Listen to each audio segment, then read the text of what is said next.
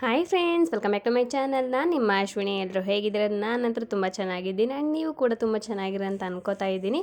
ಇವತ್ತು ನಾನು, ಅಜ್ಜು ಹಾಗೆ ನಮ್ಮ ಮನೆಯವರು ಮೂವರೂ ಕೂಡ ಹೊರಗಡೆ ಹೋಗ್ತಾ ಇದ್ದೀವಿ. ಎಲ್ಲಿಗಂತ ಅಂದರೆ ಅಜ್ಜುದು ಸ್ಕೂಲ್ ಯೂನಿಫಾರ್ಮ್ ಇವತ್ತು ತರಬೇಕಿತ್ತು.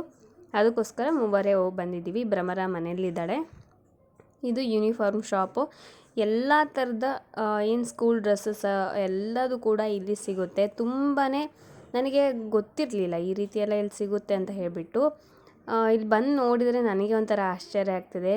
ಪ್ರತಿಯೊಂದು ಸ್ಕೂಲ್ದು ಯೂನಿಫಾರ್ಮ್ ಇಲ್ಲಿದೆ. ದಾವಣಗೆರೆ ಅಂತ ಅಲ್ಲ, ದಾವಣಗೆರೆ ಡಿಸ್ಟಿಕಲ್ಲಿರುವಂಥ ಹಳ್ಳಿಗಳು ಸಹ ಇರುವಂಥ ಕೆಲವೊಂದಷ್ಟು ಸ್ಕೂಲಿನ ಡ್ರೆಸ್ಸಸ್ ಎಲ್ಲ ಇಲ್ಲಿ ಸಿಗುತ್ತೆ. ತುಂಬಾ ಖುಷಿ ಆಯಿತು ಇಲ್ಲಿ ನೋಡಿಬಿಟ್ಟು. ಎಲ್ಲದು ಒಂದೇ ಕಡೆ ಸಿಗ್ತಿದೆ ಅಲ್ಲ ಅಂತ ಹೇಳ್ಬಿಟ್ಟು. ಹಾಗೆ ನೋಡ್ತಾ ಇದ್ದೀರಾ ಎಷ್ಟೊಂದು ಜನ ಬಂದಿದ್ದಾರೆ, ಎಷ್ಟೊಂದು ಜನ ಪೇರೆಂಟ್ಸ್ ಮಕ್ಕಳನ್ನೆಲ್ಲ ಕರ್ಕೊಂಬಂದಿದ್ದಾರೆ. ನಾನು ಅಜ್ಜುಗೆ ಅಲ್ಲಿಗೆ ಹೋದ ತಕ್ಷಣ ಏನು ರೆಡಿಮೇಡ್ ಸಿಗುತ್ತೋ ಇಲ್ವೋ ಅಂತ ಹೇಳಿ ಡೌಟಲ್ಲಿ ಹೋದೆ. ಬಟ್ ಇಲ್ಲಿ ನೋಡಿದರೆ ನಿಜ ಅವ್ರು ನಾನು ಹೇಳಿದ ತಕ್ಷಣ ಹಂಗೆ ತೆಗೆದುಕೊಟ್ಬಿಟ್ರು ಅವ್ನ ಡ್ರೆಸ್ಸಸ್ನೆಲ್ಲ. ಮತ್ತು ಅವ್ನ ಡ್ರೆಸ್ ಬಂದುಬಿಟ್ಟು ಬುಧವಾರ ಮತ್ತು ಶನಿವಾರ ಬಂದುಬಿಟ್ಟು ಬೇರೆ ಒಂದು ವೈಟ್ ಏನದು ಚಡ್ಡಿ, ಹಾಗೆ ಮೇಲ್ಗಡೆ ಒಂದು ಟೀ ಶರ್ಟ್ ಕೊಡ್ತಾರೆ. ಮತ್ತು ಇದು ಬಂದುಬಿಟ್ಟು ಈ ಒಂದು ಸೋಮವಾರ, ಮಂಗಳವಾರ, ಹಾಗೆ ಗುರುವಾರ, ಶುಕ್ರವಾರ ಹಾಕುವಂಥ ಇದೊಂದು ಡ್ರೆಸ್ಸು ಇದು. ಮತ್ತು ಅವನಿಗೆ ಸಾಕ್ಸು ಮತ್ತು ಮಕ್ಕಳಿಗೆ ಸಿಗುವಂಥ ಬ್ಯಾಗು ಪ್ರತಿಯೊಂದು ಕೂಡ ಇಲ್ಲಿ ಸಿಗ್ತಿದೆ.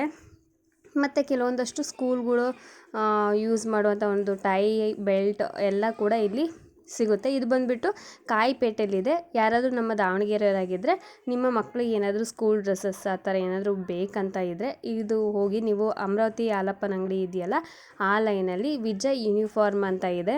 ಸೊ ಅಲ್ಲಿ ಹೋದರೆ ನಿಮಗೆ ತುಂಬಾ ನಿಮ್ಗೆ ಯಾವ ಸೈಜಲ್ಲಿ ಬೇಕೋ ಆ ಸೈಜಲ್ಲಿ ಸಿಗುತ್ತೆ. ಬಟ್ಟೆ ಮಾತ್ರ ತುಂಬಾ ಚೆನ್ನಾಗಿದೆ. ಯಾವುದೇ ರೀತಿ ಇದು ಪ್ರಮೋಷನ್ ವಿಡಿಯೋ ಅಲ್ಲ. ಕೆಲವೊಂದಷ್ಟು ಜನಕ್ಕೆ ಇದು ಯೂಸ್ ಆಗಲಿ ಅಂದರೆ ಗೊತ್ತಿರಲ್ಲ, ಒಬ್ಬೊಬ್ಬರಿಗೆ ಹುಡುಕ್ತಿರ್ತಾರೆ. ಹಾಗಾಗಿ ಇದನ್ನು ನಾನು ಇವತ್ತು ಹೇಳೋದಕ್ಕೆ ಇಷ್ಟಪಟ್ಟೆ. ಸೊ ಇವಾಗ ಅವನಿಗೆ ಮತ್ತೆ ಏನಾದರೂ ನಿಕ್ಕರ್ ನೋಡ್ತಾ ಇದ್ದಾರೆ ನಮ್ಮ ಮನೆಯವರು. ಅವನಿಗೆ ಆಗುತ್ತೋ ಇಲ್ವೋ ಅಂತ.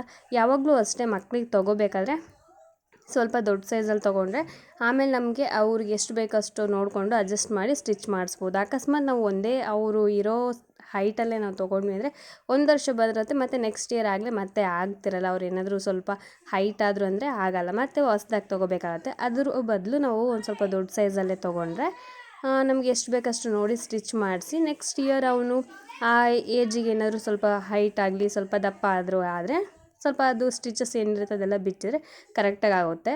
ಅದಕ್ಕೋಸ್ಕರ ಆ ರೀತಿ ಮಾಡಬೇಕು ಯಾವಾಗಲೂ ಕೂಡ. ಹಾಗೆ ನಾವು ಹೋಗಿ ಒಂದು 5-10 ನಿಮಿಷ ಆದಮೇಲೆ ನಮಗೆ ಬಟ್ಟೆ ಕೊಡೋದನ್ನು ಸ್ಟಾರ್ಟ್ ಮಾಡಿದರು. ಏನಕ್ಕಂತ ಹೇಳಿದರೆ ತುಂಬ ಜನ ಬಂದಿದ್ದರು, ಹಳ್ಳಿಯಿಂದೆಲ್ಲ ಬಂದಿದ್ದರು. ಮತ್ತು ಅವ್ರಿಗೆಲ್ಲ ಕೊಡಬೇಕಿತ್ತಲ್ಲ. ಮತ್ತು ಅಲ್ಲಿ ಬಂದುಬಿಟ್ಟು ವರ್ಕರ್ಸ್ ಕೂಡ ಸ್ವಲ್ಪ ಜನ, ಅಂದರೆ 3-4 ಜನ ಇದ್ದರಷ್ಟೇ.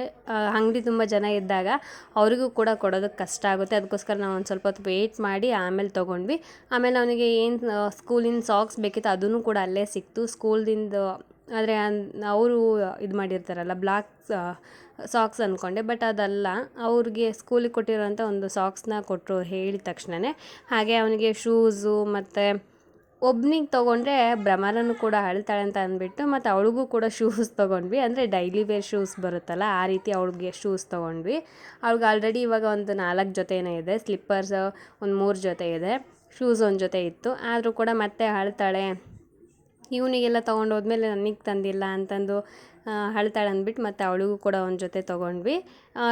ಅಜ್ಜು ಮಾತ್ರ ಈ ಡ್ರೆಸ್ಸನ್ನು ತೊಗೊಂಬಿಡಿ, ಅವಳಿಗೆ ಹಾಕಿ ಯಾರಾದರೂ ನೋಡಿದರೆ ಇವ್ನು ಹುಡುಗನ ಹುಡುಗಿನ ಅಂತ ಕೇಳ್ತಾರೆ, ಚೆನ್ನಾಗಾಗುತ್ತೆ ಅವಾಗ ಅಂತಂದಂದ. ಹ್ಞೂನಪ್ಪ ಆಯಿತು ತೊಗೊಂಡೋಣ ಬಿಡು ಅಂತ ಹೇಳ್ಬಿಟ್ಟು ನಾನು ಕೂಡ ಸುಮ್ಮನಾದೆ. ಅದಾದಮೇಲೆ ಒಂದು ಲಂಚ್ ಬಾಕ್ಸ್ ಬೇಕಿತ್ತು. ಲಂಚ್ ಬಾಕ್ಸ್ನು ನೋಡೋಣ ಇದೆಲ್ಲ ಮುಗಿಸ್ಕೊಂಡು ಅಂತ ಹೇಳಿಬಿಟ್ಟು ಫಸ್ಟು ಇದನ್ನು ಇದು ಮಾಡೋಣ ಅಂತ ಹೇಳಿ ಬಟ್ಟೆ ಎಲ್ಲ ತೊಗೊಂಡ್ವಿ. ತೊಗೊಂಡಾದಮೇಲೆ ಹೊರಗಡೆ ಬಂದ್ವಿ. ಅಲ್ಲೇ ಪಾನಿಪುರಿನ ಇಟ್ಟಿದ್ರು. ಪಾನಿಪುರಿ ತಿಂತೀನಿ ಅಂತ ಹೇಳಿ ಅಜ್ಜು ಅಂದ. ಸರಿ ಅಂತ ಹೇಳಿಬಿಟ್ಟು ಅವ್ರ ಪಪ್ಪ ಕೊಡಿಸ್ತಾ ಇದ್ದಾರೆ. ಅವನು ಫಸ್ಟಿಗೆ ತಿಂತೀನಿ ಅಂತ ಹೇಳ್ದ. ಅದಾದಮೇಲೆ ತಿನ್ನು ಅಂತ ಅಂದರೆ ಬೇಡ ಖಾರ ಇರುತ್ತೆ, ಒಂದೇನೋ ಪಾನಿಪುರಿ ತಿಂದ್ಬಿಟ್ಟು ಬೇಡ ನನಗೆ ಖಾರ ಇದೆ ಬೇಡ ಬೇಡ ಅಂತ ಹೇಳ್ದೆ. ಆಮೇಲೆ ಮತ್ತೆ ಬರೀ ಪೂರಿ ತೊಗೊಂಬಿಟ್ಟು ಅದರಲ್ಲಿ ಅದು ಏನದು ಪಾನಿ ಹಾಕ್ಸ್ಬಿಟ್ಟು ಕೊಟ್ವಿ. ಇಲ್ಲಿ ನೋಡ್ತಿದ್ರಲ್ಲ ಒಂದು ಜೈನ್ ಮಂದಿರ ಇದೆ, ಮತ್ತು ಒಂದು ಬಂದ್ಬಿಟ್ಟು ಒಂದು ಮಠ ಕೂಡ ಇದೆ ಇಲ್ಲಿ. ಇಲ್ಲಿ ತುಂಬ ಜನ ಇದ್ದಾರೆ. ಹಾಗೆ ಇದನ್ನು ತಿಂದುಬಿಟ್ಟಾದಮೇಲೆ ನಾವಿಲ್ಲಿ ಅವನಿಗೆ ಹಾಟ್ ಬಾಕ್ಸ್ ಅಂದರೆ ಲಂಚ್ ಬಾಕ್ಸ್ ಬೇಕಿತ್ತು, ಸಣ್ಣದು ಹಾಟ್ ಬಾಕ್ಸ್ ಥರ ಬರುತ್ತಲ್ಲ, ಅದನ್ನು ನೋಡೋಣ ಅಂತ ಬಂದ್ವಿ. ಆದರೆ ಇಲ್ಲಿ ಸ್ವಲ್ಪ ಜಾಸ್ತಿ ರೇಟ್ ಕೂಡ ಹೇಳಿದರು. ಮತ್ತು ಅದು ನಮಗೆ ಅವನಿಗೆ ಯಾವ ಥರ ಬೇಕಿತ್ತು ಆ ಥರ ಸಿಗಲಿಲ್ಲ. ಒಂದಷ್ಟೇ ಸಿಕ್ತು, ಆದರೆ ಅದು ಬೇರೆ ಪೀಸ್ ಇರಲಿಲ್ಲ. ಯಾಕಂದರೆ ಸ್ವಲ್ಪ ಅದು ಡ್ಯಾಮೇಜ್ ಆದಂಗಿತ್ತು. ಬೇರೆದು ಕೊಡಿ ಅಂದ್ವಿ, ಸಿಗಲಿಲ್ಲ. ಅದಾದಮೇಲೆ ಮತ್ತು ನೋಡೋಣ ಇನ್ನೊಂದು ಸಲ ಅಂತ ಹೇಳಿಬಿಟ್ಟು ಮತ್ತೆ ಮನೆ ಕಡೆ ಬಂದ್ವಿ. ಇವನು ಆ ಗೊಂಬೆ ಕೊಡಿಸು ಈ ಗೊಂಬೆ ಕೊಡಿಸು ಅಂತ ಹೇಳಿ ಹಠ ಮಾಡ್ತಾ ಇದ್ದಾರೆ. ಇನ್ನೊಂದು ಸಲ ಕೊಡಿಸ್ತೀನಿ ಬಾರಪ್ಪ ಅಂತ ಹೇಳಿಬಿಟ್ಟು ಅವ್ರ ಪಪ್ಪ ಕರ್ಕೊಂಡು ಬರ್ತಾ ಇದ್ದಾರೆ. ಆಲ್ರೆಡಿ ಮನೇಲಿ ತುಂಬ ಗೊಂಬೆಗಳಿದಾವಲ್ಲ, ಅದಕ್ಕೋಸ್ಕರ ಬೇಡ ಅಂತ ಹೇಳಿ ಅವನ್ನ ಕರ್ಕೊಂಡು ಬರ್ತಾ ಇದ್ದೀವಿ. ಅಜ್ಜಿಗೂ ಗೊಂಬೆ ಅಂದರೆ ಪಾಪ ಅವನಿಗೂ ತುಂಬ ಇಷ್ಟ. ಸಿಟ್ಟು ಮಾಡ್ಕೊಂಬಿಟ್ಟಿದ್ದಾನೆ ಇವಾಗ. ಹಂಗೆ ಪೂಸಿ ಹೊಡೆದು ಈಗ ಮನೆಗೆ ಕರ್ಕೊಂಡು ಹೋಗಬೇಕು. ಬ್ರಹ್ಮರಂಗಾಗಲಿ ಅಜ್ಜುಗಾಗಲಿ ಯಾವುದೇ ಗೊಂಬೆ ಕಂಡ್ರೂ ಕೂಡ ಬೇಕು ಬೇಕು ಅಂತ ಹೇಳ್ತಾರೆ. ಸಾರಿ ಫ್ರೆಂಡ್ಸ್, ರೋಡಲ್ಲಿ ಹಿಂಗೆ ಹೋಗ್ಬೇಕಾದ್ರೆ ನಾನು ವೀಡಿಯೋ ಮಾಡಿದ್ದೀನಿ, ಸರಿಗೆ ಬಂದಿಲ್ಲ ಅಂತ ಅನಿಸುತ್ತೆ. ಇವಾಗ ಮನೆ ಕಡೆ ಹೋಗ್ತಾ ಇದ್ದೀವಿ. ಅಂದರೆ ಅವನಿಗೆ ಶೂಸ್ ತೊಗೋಬೇಕಿತ್ತು. ಇಲ್ಲಿಂದ ಸ್ವಲ್ಪ ಮುಂದೆ ಹೋದರೆ ಅಲ್ಲಿ ಶೂಸ್ ಅಂಗಡಿ ಇದ್ದಾವೆ, ಅಲ್ಲಿ ಚೆನ್ನಾಗಿ ಸಿಗ್ತಾವಂತ ಹೇಳಿಬಿಟ್ಟು ಇವಾಗ ಶೂಸ್ ಅಂಗಡಿಗೆ ಹೋಗ್ತಾ ಇದ್ದೀವಿ. ಈಗ ನಾನು ನಿಮಗೆ ಒಂದು ಹೋಮ್ ರೆಮಿಡಿನ ತಿಳಿಸ್ಕೊಡ್ತಾ ಇದ್ದೀನಿ. ಒಂದು ಕ್ಲೆನ್ಸರ್, ಹಾಗೆ ಒಂದು ಫೇಸ್ ಪ್ಯಾಕ್, ಹಾಗೆ ಮತ್ತು ಒಂದು ಸ್ಕ್ರಬ್ಬರ್, ಇದನ್ನು ಮೂರು ನಿಮಗೆ ತಿಳಿಸ್ಕೊಡ್ತೀನಿ. ಇದು ಏನಕ್ಕೆ ಯೂಸ್ ಆಗುತ್ತೆ ಅಂತ ಹೇಳಿದ್ರೆ, ಭ್ರಮರ ಮಲಗಿದ್ದಾಳೆ ಇವಾಗ ಮತ್ತೆ ಇದು ಮಾಡ್ತಾಯಿದೆ. ಇದು ಏನಕ್ಕೆ ಯೂಸ್ ಆಗುತ್ತೆ ಅಂತ ಹೇಳಿದ್ರೆ, ಮುಖದಲ್ಲಿ ಆಗುವಂಥ ಬಂಗು ಇಲ್ಲಿ ಮೂಗಿನ ಮೇಲೆ ಆಗುವಂಥ ಬಂಗು ಆಗಿರ್ಬೋದು, ಇಲ್ಲ ಸ್ಕಿನ್ ಮೇಲೆ ಆಗಿರುವಂಥ ಬಂಗು ಅಂತಂದು ಏನಂತೀವಿ, ಅದನ್ನು ನಿವಾರಣೆ ಮಾಡುತ್ತೆ. ಮತ್ತು ಏನು ಮುಖದಲ್ಲಿರುವಂಥ ಕಪ್ಪು ಕಲೆಗಳಾಗಿರ್ಬೋದು, ಮತ್ತು ಒಂದು ಡಾರ್ಕ್ ಸರ್ಕಲ್ಸ್ ಏನಿರುತ್ತೆ ನಮ್ಮ ಕಣ್ಣಿನ ಕೆಳಭಾಗದಲ್ಲಿರುವಂಥ ಡಾರ್ಕ್ ಸರ್ಕಲ್ಸ್, ಅದನ್ನು ತೆಗೆಯುತ್ತೆ. ಹಾಗೆ ಬ್ಲ್ಯಾಕ್ ಹೆಡ್ಸ್ ವೈಟ್ ಹೆಡ್ಸ್ ಏನು ಈ ಮೂಗಿನ ಮೇಲೆ ಮತ್ತು ಇಲ್ಲೆಲ್ಲ ಇರುತ್ತಲ್ವ, ಅದನ್ನೆಲ್ಲ ಕೂಡ ಇದು ಹೋಗ್ಲಾಡಿಸುತ್ತೆ. ಇದಕ್ಕೆ ಬೇಕಾಗಿರುವಂಥ ಮೇನ್ ಇಂಗ್ರೀಡಿಯೆಂಟ್ ಬಂದುಬಿಟ್ಟು ಒಂದು ಆಲೂಗಡ್ಡೆ, ಹಾಗೆ ಒಂದು ನಿಂಬೆಹಣ್ಣು. ಸೊ ಇದು main ingredient.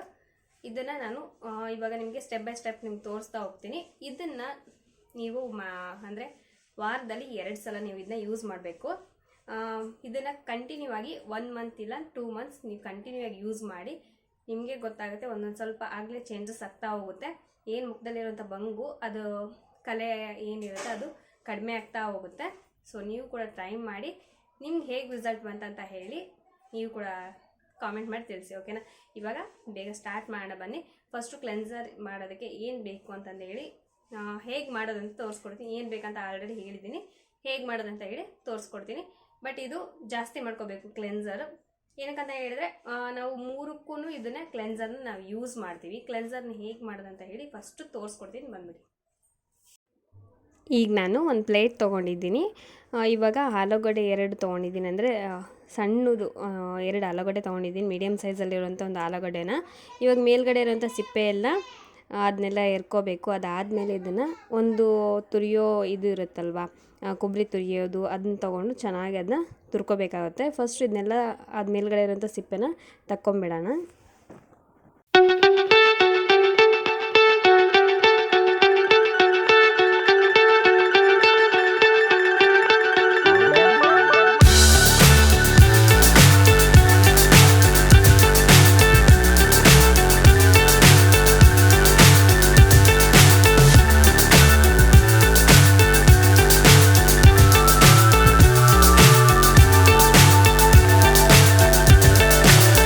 So high I'm hypnotized. What's up is down, what's left is right. Chasing stars and holding you. I can't see the end, but we'll see it through.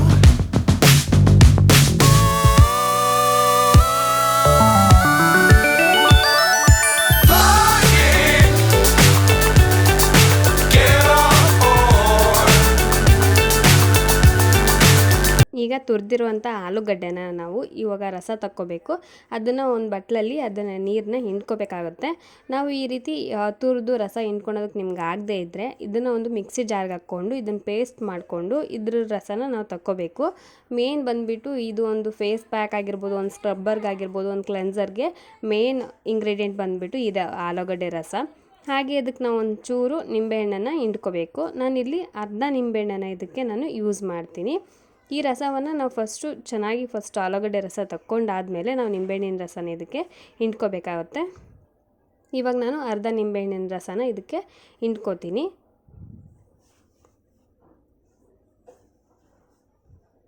ಹಿಂಡ್ಕೊಂಡಾದಮೇಲೆ ನಾವು ಇದನ್ನ ಸ್ಪೂನಲ್ಲಿ ನೀಟಾಗಿ ಅದನ್ನ ಕಲಿಸ್ಕೊಂಡು ನಮಗೆ ಎಷ್ಟು ಬೇಕೋ ಅಷ್ಟನ್ನು ನಾವು ಸಪ್ರೇಟಾಗಿ ಸ್ವಲ್ಪ ಎತ್ತಿಟ್ಕೋಬೇಕಾಗುತ್ತೆ.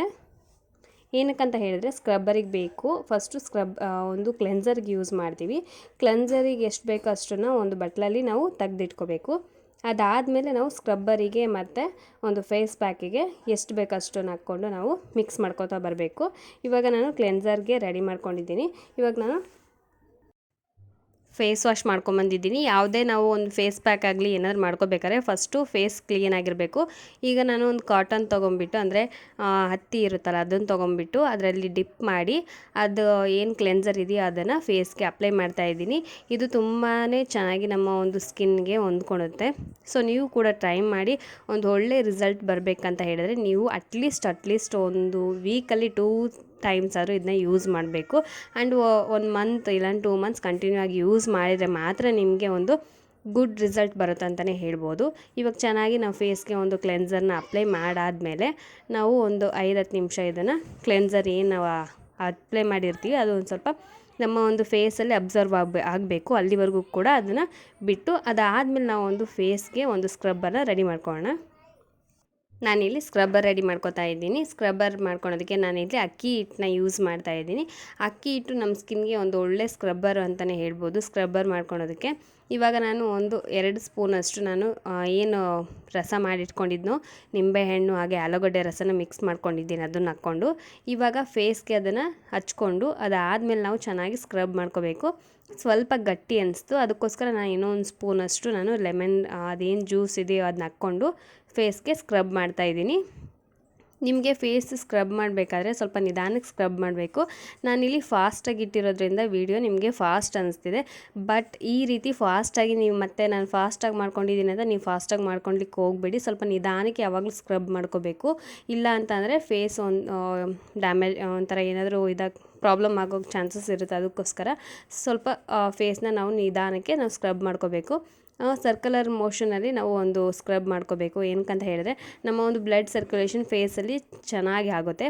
ವೀಕ್ಲಿ 1 ಟೈಮ್ ಆದರೂ ನಾವು ಒಂದು ಸ್ಕ್ರಬ್ಬರ್ನ ಯೂಸ್ ಮಾಡೋದ್ರಿಂದ ನಮ್ಮ ಫೇಸಲ್ಲಿ ಒಂದು ಏನು ಬ್ಲಡ್ ಸರ್ಕ್ಯುಲೇಷನ್ ಇರುತ್ತೆ ಅದು ಚೆನ್ನಾಗಾಗಿ ಫೇಸ್ ಗ್ಲೋ ಇರುತ್ತೆ. ಅದಕ್ಕೋಸ್ಕರ ನಾನು ಕೂಡ ಇಷ್ಟು ದಿನ ಬಿಟ್ಬಿಟ್ಟಿದ್ದೆ. ಏನಕ್ಕಂತ ಹೇಳಿದ್ರೆ ನೀವು ನೋಡ್ತಾ ಇದ್ದರೆ ಮನೇಲಿ ಎಷ್ಟು ಅಂದರೆ ಮಕ್ಕಳು ನೋಡ್ಕೊಳ್ಳೋದೇ ಒಂದು ಕೆಲಸ ಆಗಿಬಿಡುತ್ತೆ. ಹಾಗಾಗಿ ಯಾವುದೇ ರೀತಿ ನಾವು ಇದು ಮಾಡ್ಕೋತಾ ಇರಲಿಲ್ಲ, ಏನೋ ಸ್ಕ್ರಬ್ ಆಗಲಿ ಏನಾಗಲಿ.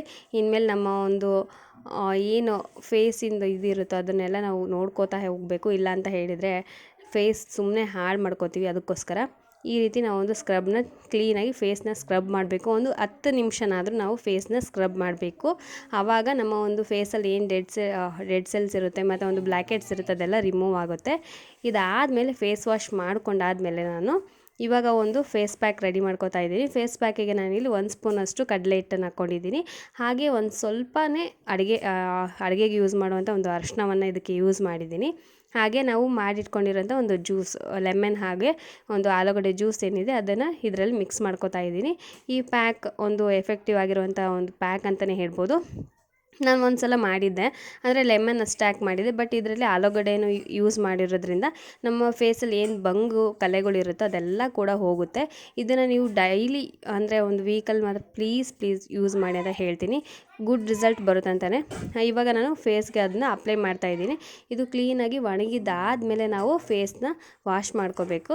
ಫೇಸಲ್ಲಿ ಎಲ್ಲೆಲ್ಲಿ ಜಾಸ್ತಿ ನಮಗೆ ಒಂದು ಬಂಗಾಗಲಿ ಒಂದು ಕಲೆಗಳಾಗಲಿ ಇರುತ್ತೋ ಅಲ್ಲಿ ಜಾಸ್ತಿ ಅದನ್ನ ಹಚ್ಚಬೇಕು.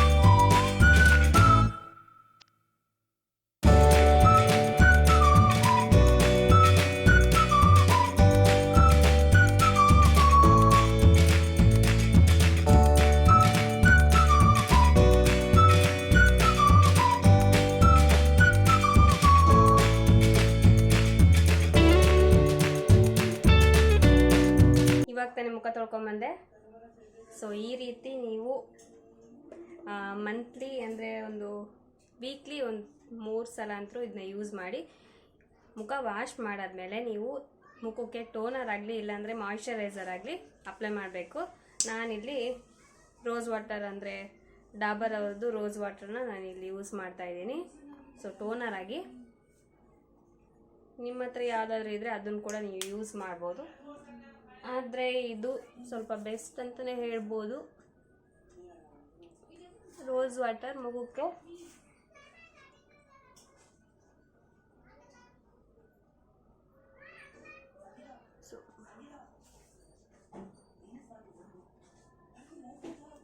ಸೊ ಟೋನರ್ನ ಹಚ್ಚಿದ್ದಾಯಿತು. ಈಗ ಇದು ಮಾತ್ರ ಇರ್ದಂಗೆ ಹಣೆದು ಯಾವಾಗಲೂ ಇರಬೇಕು, ಇಲ್ಲ ಅಂದರೆ ನಂಗೆ ಸರಿ ಅನಿಸಲ್ಲ.